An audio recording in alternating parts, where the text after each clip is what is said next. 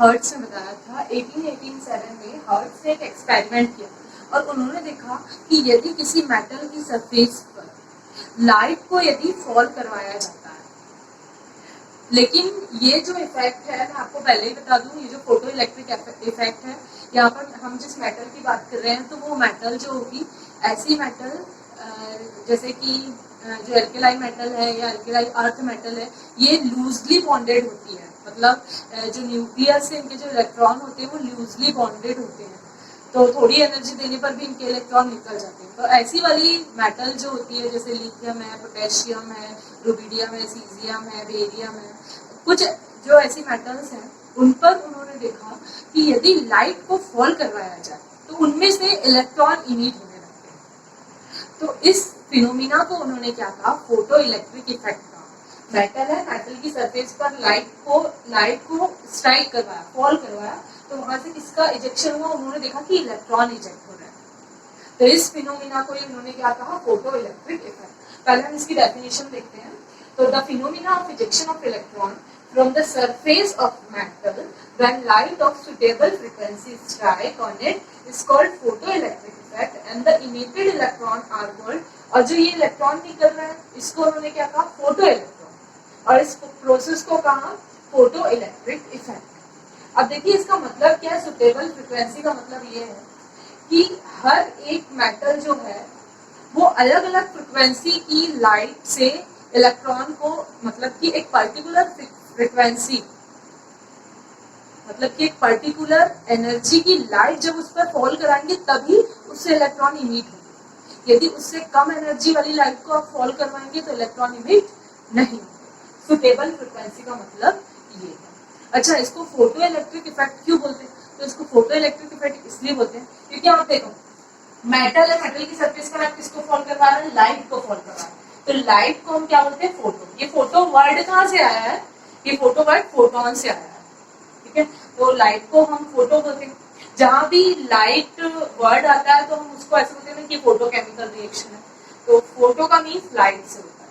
और electron eject हो रहा है, मतलब कि इलेक्ट्रिक करंट, उन्होंने देखा कि जब मेटल पर लाइट फॉल होती है, लाइट स्ट्राइक होती है, तो उसमें से कुछ इलेक्ट्रिक करंट निकलता है, या उसी को हम और ज्यादा अच्छे से लैंग्वेज में बोले तो इलेक्ट्रॉन इमिट होते हैं। तो वही इलेक्ट्रिक करंट को ही उन्होंने क्या, इलेक्ट्रॉन इजेक्ट हो रहे हैं और इलेक्ट्रिक करंट मतलब क्या हो गया, इलेक्ट्रिक, तो दोनों मिला के क्या हुआ, फोटो इलेक्ट्रिक इफेक्ट। अब उन्होंने एक्सपेरिमेंट कैसे किया था, वो एपरेटस कैसा था देखिए। एक उन्होंने इवैक्यूएटेड चैम्बर लिया, ये इवैक्यूएटेड चैम्बर है, ग्लास ट्यूब जैसा ही दिख रहा है, और उन्होंने क्या किया कि लेफ्ट साइड में उन्होंने इसको कैथोड बनाया, मतलब बैटरी के नेगेटिव टर्मिनल से प्लेट को जोड़ा। मतलब ये जो मेटल की प्लेट थी उसको नेगेटिवली चार्ज कर दिया, ठीक है।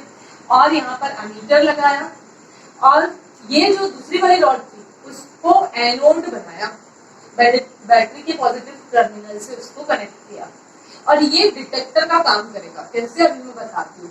अब देखिए उन्होंने क्या किया इस एक्सपेरिमेंट में कि यहाँ पर मेटल लगी हुई थी, उन्होंने लाइट को इस पर उन्होंने फॉल करवाया। जब इस पर लाइट स्ट्राइक करेगी तो उन्होंने देखा कि इसमें से कुछ इलेक्ट्रॉन इजेक्ट हो रहे हैं। अब इलेक्ट्रॉन इजेक्ट हो रहा है तो इलेक्ट्रॉन तो दिखने वाले नहीं, तो फिर कैसे पता करें?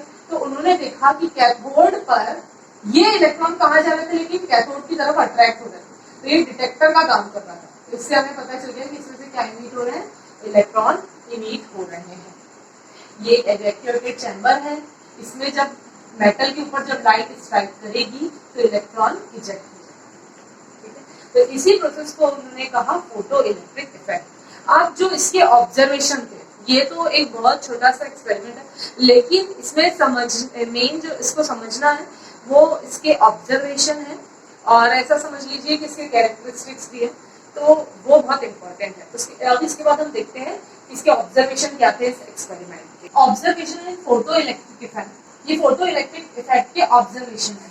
तो फोटो इलेक्ट्रिक इफेक्ट का फर्स्ट ऑब्जर्वेशन क्या किया गया, ये देखा गया कि जब इलेक्ट्रॉन, जैसे मेटल की सरफेस पर जब लाइट फॉल हो रहा है, तो जैसे ही लाइट फॉल हो रहा है और इलेक्ट्रॉन इजेक्ट हो रहा है, तो इन दोनों के बीच में कोई भी टाइम इंटरवल नहीं, there is There is no time lag between the striking of light beam and ejection of electron from the metal surface. जैसे ही लाइट फॉल होगी तुरंत उसमें से इमीडिएटली इलेक्ट्रॉन बाहर आ जाएगा, उनके बीच में कोई भी टाइम लैग नहीं होता है, क्विकली इलेक्ट्रॉन उसमें से इजेक्ट हो जाते हैं। ये फर्स्ट पॉइंट। सेकेंड ऑब्जर्वेशन क्या था? सेकेंड ऑब्जर्वेशन ये था कि जब किसी मेटल पर लाइट को फॉल कराया जाता है तो वो लाइट जो है उसमें इतनी एनर्जी होनी चाहिए, वो इस फ्रिक्वेंसी की होनी चाहिए कि वो उसमें उस मेटल में से इलेक्ट्रॉन को इजेक्ट करवा दे। यदि उससे कम फ्रिक्वेंसी या उससे कम एनर्जी की, जैसे कोई एक मेटल है और उस मेटल में से इलेक्ट्रॉन को इजेक्ट करवाने के लिए यदि सपोज मान लीजिए 30 किलो जूल की एनर्जी रिक्वायर्ड और आप ऐसी लाइट को फॉल कर रहे हैं या ऐसी फ्रिक्वेंसी को फॉल करवा रहे हैं जिसकी जो एनर्जी है वो 20 किलो जूल की है, 10 किलो जूल की है, तो आप उस 10 किलो जूल फ्रिक्वेंसी या 10 किलो जूल एनर्जी की लाइट को यदि आप कितने भी लंबे टाइम तक 1 आवर 2 आवर 5 आवर तक भी उस मेटल पर पास कराते रहेंगे और उसकी ब्राइटनेस को कितना भी बढ़ा देंगे तो भी उसमें से इलेक्ट्रॉन का इजेक्शन नहीं होगा। कैसे? मैं एक ग्राफ के थ्रू आपको समझाती हूँ, आपको और अच्छे से समझ में आएगा। इसी पॉइंट को हम डिस्कस करते हैं सेकेंड नंबर। जैसे इस ग्राफ में देखिए, ये ग्राफ पोटेशियम मेटल के लिए है, पोटेशियम के लिए।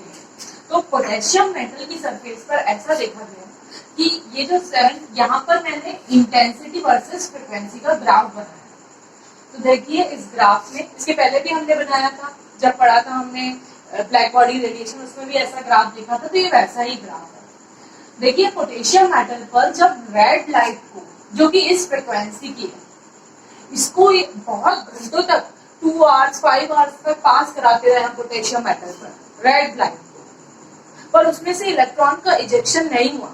हमने उस रेड लाइट की ब्राइटनेस को भी बढ़ा दिया, मतलब उसकी इंटेंसिटी को भी बढ़ा दिया, तो भी हमने देखा कि उसमें से इलेक्ट्रॉन इजेक्ट नहीं हो रहे थे। ठीक है, फिर हमने क्या किया कि येलो लाइट को पास करवाया। तो जैसे येलो लाइट को पास करवाया तो येलो लाइट कम ब्राइटनेस या कम इंटेंसिटी की भी जब येलो लाइट को मेटल पर पास कराया जा रहा था तो उसमें से इलेक्ट्रॉन का इजेक्शन हो रहा था। ये ऐसा देखा गया। देखिए जो फ्रिक्वेंसी है, फ्रिक्वेंसी को हम एनर्जी में कन्वर्ट कर सकते हैं। अभी हम आगे एक फॉर्मूला पढ़ेंगे जो होता है E = h। इससे यदि लैम्डा वेवलेंथ है तो वेवलेंथ को तो फ्रिक्वेंसी में कन्वर्ट करना हमने लास्ट लेक्चर में देख लिया, यदि फ्रिक्वेंसी है तो उसको एनर्जी में हम कन्वर्ट कर सकते हैं। तो यदि मैं इसको एनर्जी के अकॉर्डिंग समझाऊं तो देखिए सपोज जैसे ये जो है, ये यदि इस लाइट की एनर्जी जो है वो ऐसे समझिए कि कम है, इस लाइट की एनर्जी जो है वो ज्यादा है। आपको मैं और दो जो पॉइंट एक्सप्लेन करती हूँ तो उसके थ्रू आपको और अच्छे से समझ में आ जाएगा। वो दोनों पॉइंट को समझने के बाद आप वापस से फिर से इस पॉइंट को देखिएगा, फिर से वीडियो को पीछे आकर देखिएगा तो आपको और अच्छे से समझ आ जाएगा। देखिए जब किसी मेटल की सरफेस पर लाइट स्ट्राइक होती है तो ऑब्जर्वेशन में देखा गया कि 3 कंडीशन हो सकती है। फर्स्ट कंडीशन तो ये कि उसमें से इलेक्ट्रॉन इजेक्ट हो जाए, दूसरा कि उसमें से इलेक्ट्रॉन इजेक्ट नहीं, और तीसरा कि जो इलेक्ट्रॉन इजेक्ट हुए हैं उनके पास कुछ एक्स्ट्रा एनर्जी भी। उस बेस पर क्या बताया हुआ है कि यदि आपने मेटल की लाइट को इस पर फॉल करा और वो लाइट में इतनी एनर्जी है कि वो उस इलेक्ट्रॉन को इजेक्ट कर सके। मतलब कि मैं क्या बोलना चाह रही हूँ, देखिए जैसे कि एक मेटल है, सपोज जैसे कोई एक एक्स मेटल है और इसमें से इलेक्ट्रॉन को इजेक्ट होने के लिए यदि 20 किलो जूल की एनर्जी रिक्वायर्ड है और आपने यदि यहाँ पर जिस लाइट को पास करवाया है उसकी एनर्जी जो है वो 20 किलो जूल की ही है, तो उसमें से जस्ट इलेक्ट्रॉन जो है वो इमिट कर जाएंगे, मतलब उसमें से जस्ट इलेक्ट्रॉन का इजेक्शन होगा और उस इलेक्ट्रॉन के पास कोई एक्स्ट्रा एनर्जी नहीं होगी ये। और यदि आपने कोई ऐसी लाइट को मेटल पर फॉल करवाया जिसकी एनर्जी जो है वो 10 किलो जूल की है या 5 किलो जूल की है, जबकि आपकी जो मेटल है उसकी जो मिनिमम फ्रिक्वेंसी, जो एक सर्टेन फ्रिक्वेंसी है, रिक्वायर्ड फ्रिक्वेंसी है कि इस फ्रिक्वेंसी से नीचे का लाइट यदि आपने पास करवाया तो इलेक्ट्रॉन इजेक्ट नहीं होगा। तो आप यदि 5 या 10 किलो जूल कि एनर्जी का लाइट यदि फॉल करवाएंगे तब उसमें से इलेक्ट्रॉन का इजेक्शन नहीं होगा।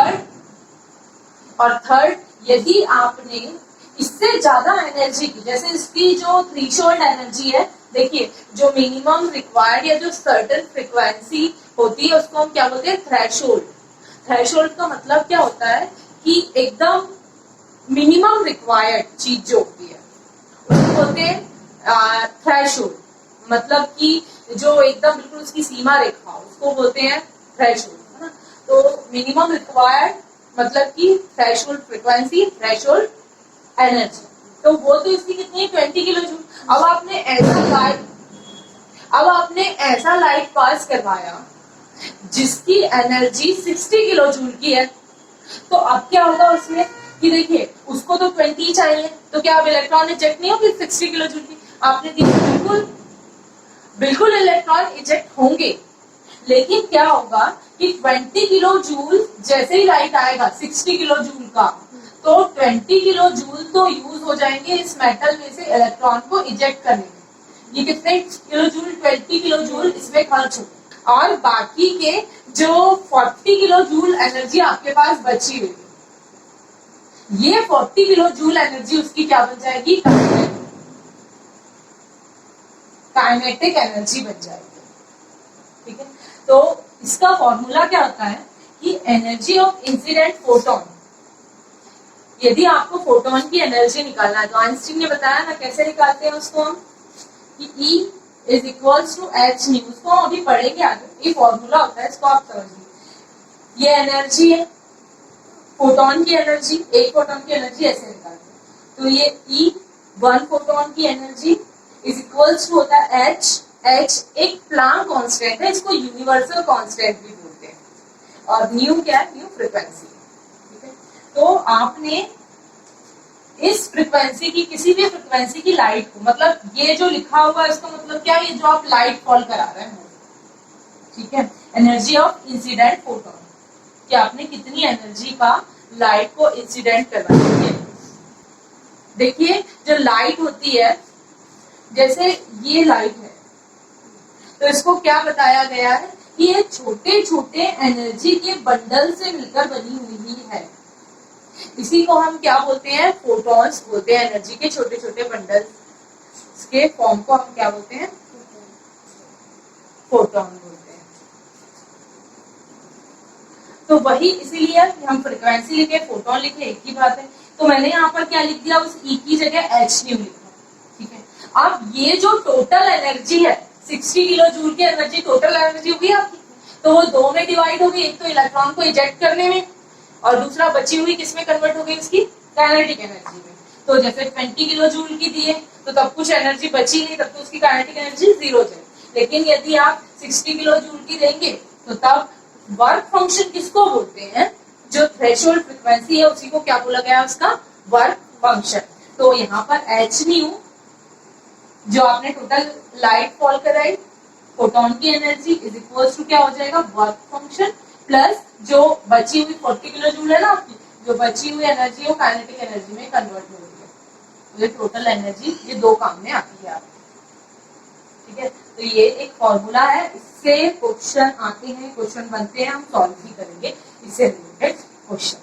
तो ये क्या है हमारी, देखिए जो थ्रेशोल्ड फ्रीक्वेंसी होती है ना उसको ऐसे डिनोट किया जाता है न्यू नॉट से। तो यहाँ पर ये W को हम क्या लिखते हैं, एच न्यू नॉट भी लिखते हैं, ठीक है, और टोटल को हम एच न्यू लिखते हैं। और काइनेटिक एनर्जी का तो फॉर्मूला यही होता है, half m v square. Next हम थर्ड और फोर्थ पॉइंट को देखते हैं। देखिए इसको ऐसे समझिए, जैसे मैंने एक ग्राफ बनाया, इस इंटेंसिटी वर्सेस फ्रीक्वेंसी, या फिर फ्रीक्वेंसी को हम कन्वर्ट कर सकते हैं एनर्जी। ठीक है, तो मैं एनर्जी टर्म इसलिए ले रही हूँ कि आपको ज्यादा अच्छे से समझ में।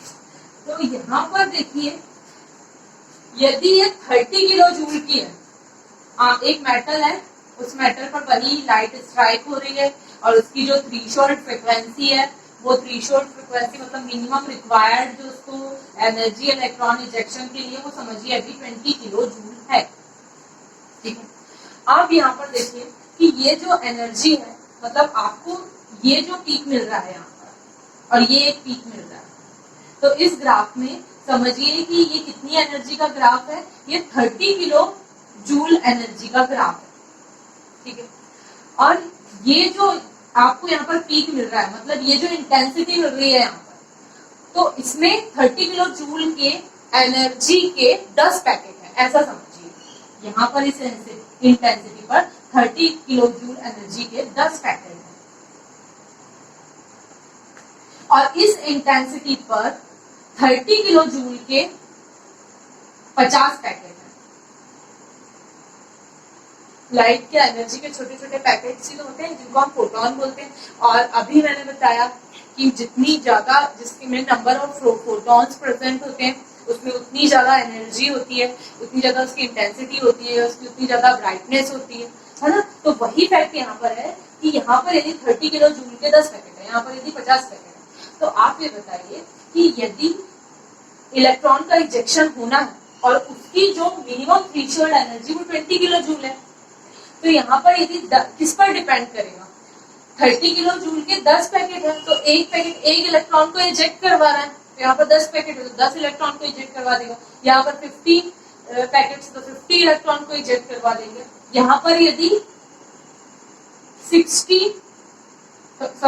किलो जूल के यहाँ पर जैसे कि 80 पैकेट्स है, 80 फोटॉन्स है, तो 80 इलेक्ट्रॉन को इजेक्ट करवा देंगे। मतलब जो इलेक्ट्रॉन का इजेक्शन है वो किस पर डिपेंड कर रहा है, वो इंटेंसिटी ऑफ लाइट पर डिपेंड करता है, लेकिन वो फ्रीक्वेंसी पर डिपेंड नहीं करता। फ्रीक्वेंसी पर डिपेंड क्यों नहीं करता, देखिए अभी आप इसको 30 किलो जूल की एनर्जी दे देते हैं, इसकी रिक्वायर्ड एनर्जी तो सिर्फ 20 किलो जूल है। अब आपने उठाकर यहाँ से इसको कितना कर दिया, आपने इसको कर दिया 60 किलो जूल एनर्जी इसको दी, मतलब इस एनर्जी की फ्रीक्वेंसी वाली लाइट फॉल कराई। तो क्या होगा मैं बता रही हूँ कि यदि यहाँ इस पीक पर 60 किलो जूल की यदि 10 पैकेट है, तो क्या होगा, इसमें से भी 10 ही इलेक्ट्रॉन निकलेंगे।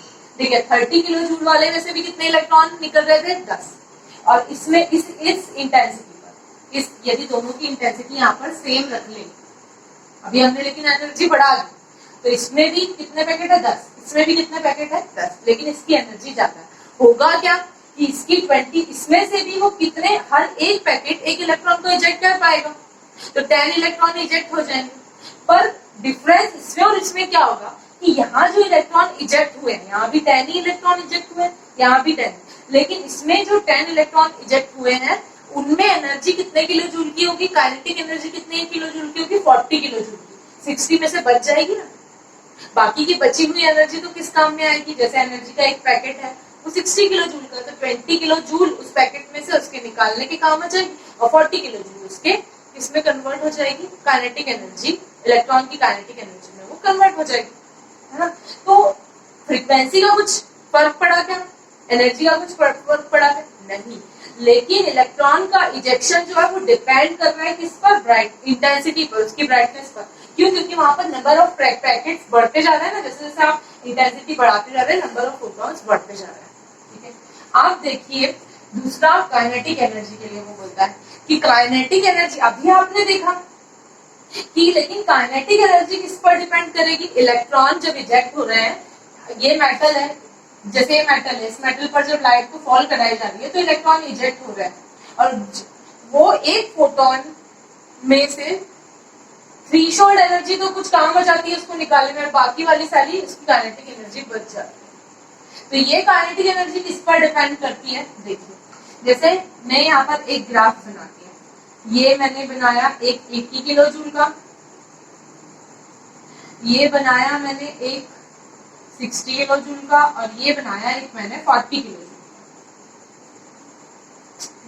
देखिए यहाँ के जो फोटॉन्स होंगे 40 किलो जूल के, मतलब इस फ्रीक्वेंसी के, इस एनर्जी के जो फोटॉन्स होंगे वो मिनिमम, हम वही केस लेकर चल रहे हैं कि जो इसकी थ्रेशोल्ड एनर्जी है वो 20 किलो जूल है, उसके अकॉर्डिंग हम समझ रहे हैं।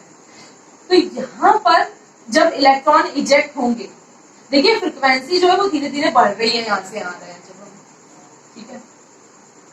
तो देखिए क्या होगा कि यदि आप इसको लैम्डा ले लें, इसको लैम्डा ले लेते हैं हम, तो आपको समझ में आ जाएगा। मैं यहाँ पर लैम्डा लिख दे रही हूँ वेवलेंथ, तो आपको समझ में आ जाएगा कि जैसे जैसे वेवलेंथ कम होगी वैसे वैसे फ्रीक्वेंसी बढ़ेगी।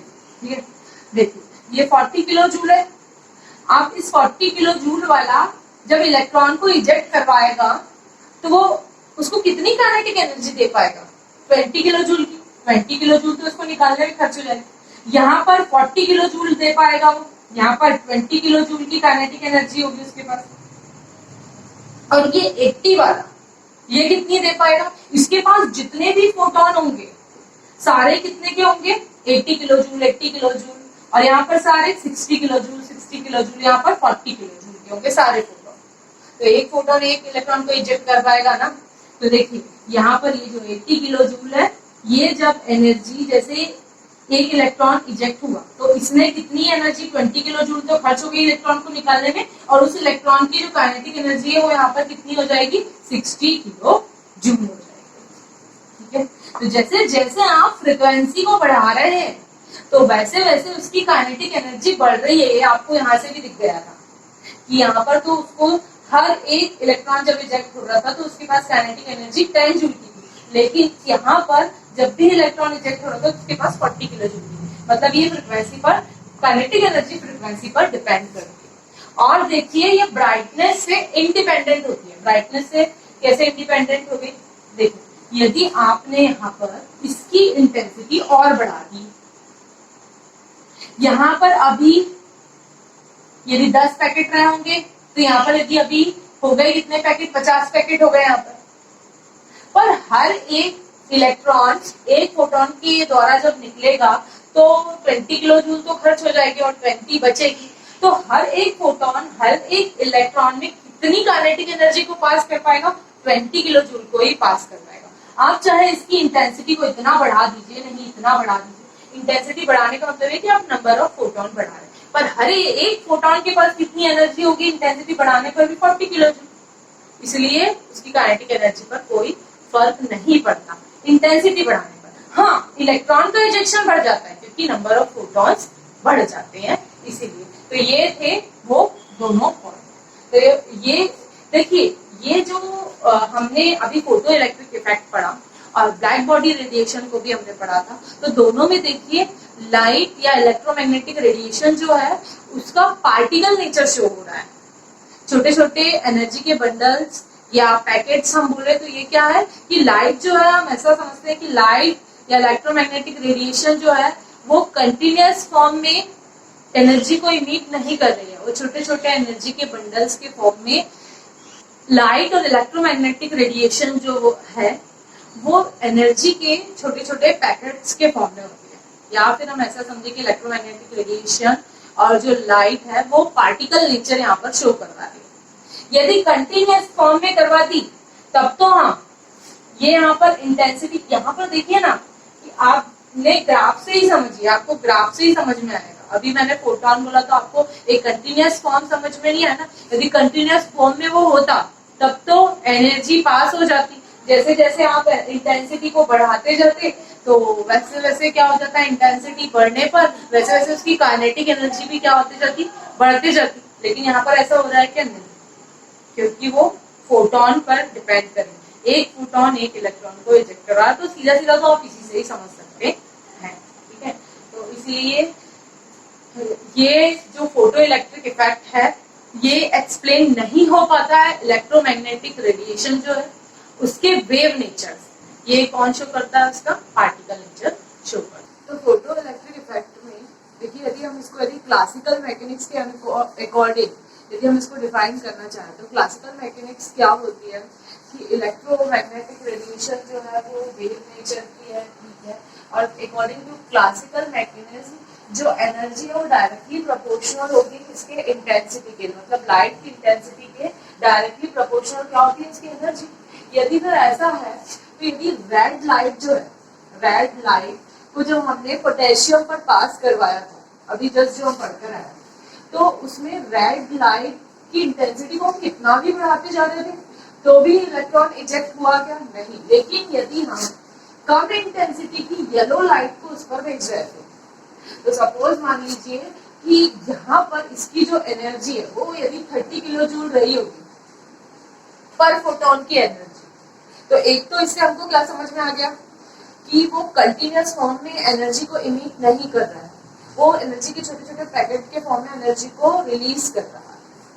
यदि कंटिन्यूअस फॉर्म में करें फिर तो आप टोटल एनर्जी निकालेंगे ना, कि टोटल कंटिन्यूअस फॉर्म में इमिट होना मतलब कि पूरी टोटल एनर्जी देखेंगे आप, एनर्जी के बंडल थोड़ी ना देखेंगे कि पहला जो एनर्जी का बंडल है वो 30 किलो जूल का है, दूसरा 30 किलो जूल का है, जैसे हम फोटोन को ले रहे हैं ऐसे थोड़ी ना देखेंगे। कंटिन्यूअस फॉर्म में मतलब कि पूरी कलेक्टिव एनर्जी है। तो हाँ, उसके अकॉर्डिंग ये सही है कि एनर्जी जो है वो डायरेक्टली प्रोपोर्शनल होती है इंटेंसिटी। जैसे जैसे आप इंटेंसिटी बढ़ाते जाएंगे उसकी एनर्जी बढ़ती जाएगी। लेकिन यहाँ पर हमको क्या समझ में आ रहा है कि लाइट वेव वाला नेचर रख ही नहीं रहा है, इसीलिए ये डिसकंटिन्यूअस फॉर्म में एनर्जी, डिसकंटिन्यूअस फॉर्म में यहाँ पर जो एनर्जी रिलीज हो रही है, अब्सॉर्ब हो रही है, वो डिसकंटिन्यूअस फॉर्म में है। तो देखिए इसीलिए हम यदि वीक स्ट्रेंथ, यदि कम इंटेंसिटी की भी यदि हम येलो लाइट को पोटेशियम पर पास करवा रहे थे तो वो उसमें से इलेक्ट्रॉन इजेक्ट हो जाता था। मतलब कि कम इंटेंसिटी है और वेवलेंथ कम है और इसकी फ्रिक्वेंसी ज्यादा है, मतलब कि एनर्जी, हमें ये समझ में आया, ये तो क्लासिकल मैकेनिक्स के अकॉर्डिंग तो ये फेल हो गया कि energy is directly proportional to intensity, photo electric effect को डिफाइन कर रहे हैं। तब इस एक्सपेरिमेंट से हमें क्या समझ में आया कि एनर्जी जो है वो डायरेक्टली प्रोपोर्शनल है किसके,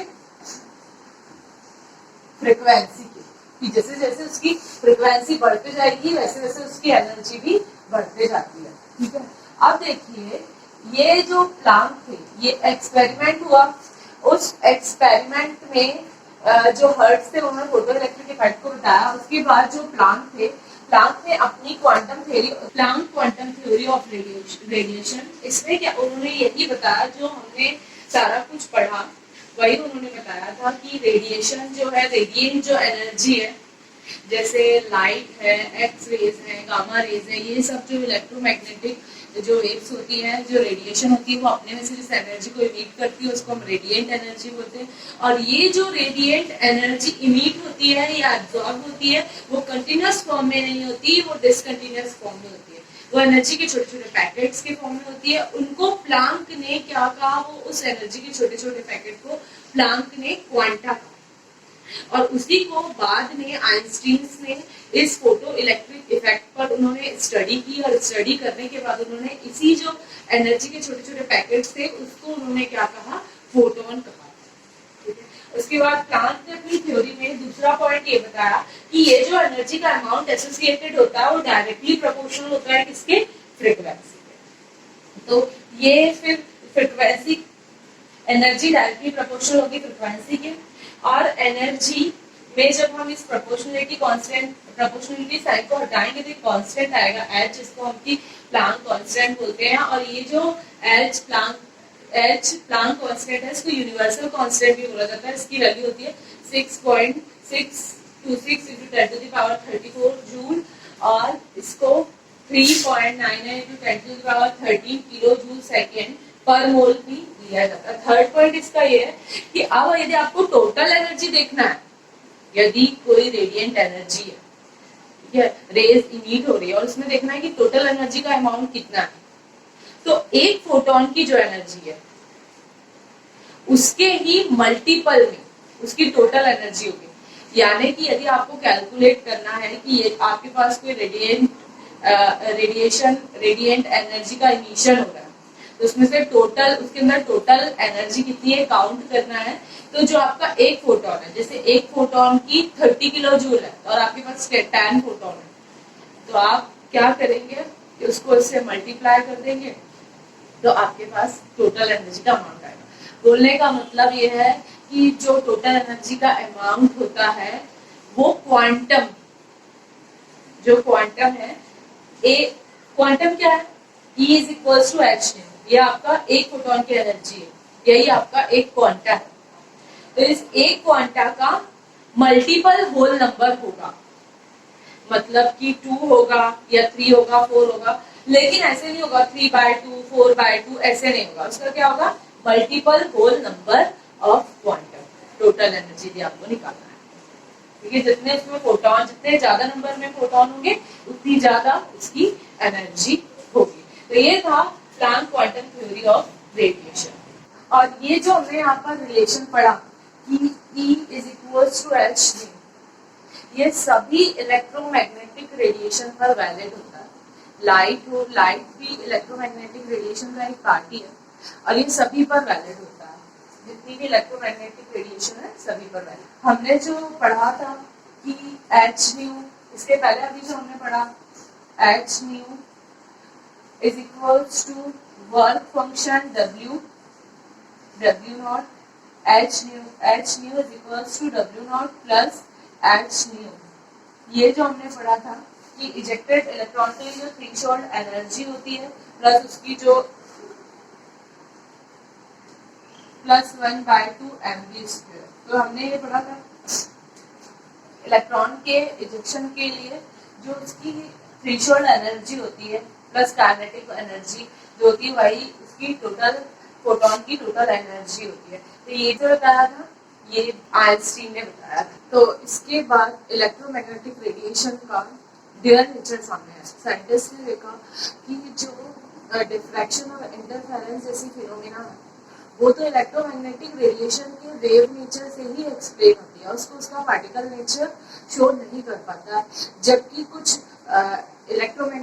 जबकि कुछ फोटो इलेक्ट्रिक इफेक्ट है या ब्लैक बॉडी रेडिएशन जैसी फिनोमेना है, ये इलेक्ट्रोमैग्नेटिक रेडिएशन के पार्टिकल नेचर पर ही बेस्ड है।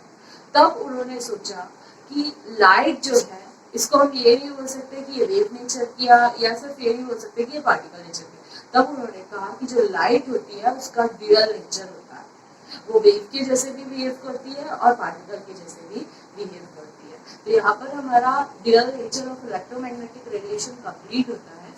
नेक्स्ट पार्ट में हम पढ़ेंगे एटॉमिक स्पेक्ट्रा को, इनिशियल एंड एब्जॉर्प्शन स्पेक्ट्रा को। Thanks for watching.